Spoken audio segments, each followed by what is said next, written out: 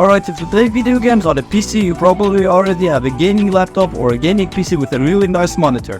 What a lot of people who don't play video games don't understand is that we spend a lot of money on a GPU because that's going to have the PC packed on our FPS. So we as gamers, we spend a lot of time optimizing our gaming performance because we don't have an unlimited budget to buy an RTX 4090 GPU. So we have to try to squeeze as much as possible from our existing GPU. You're going to be surprised that when I talk to a lot of gamers, the ones that are just starting up and have a really nice graphics card, there is a crucial mistake that a lot of them make that happens more often than you think. Next time you play a video game, Alt-Tab out of it, then right-click on your desktop and click More Options if you have Windows 11. Then click on Display Settings. Scroll down until you find Advanced Display. Click on that. What I want you to do is choose a refresh rate.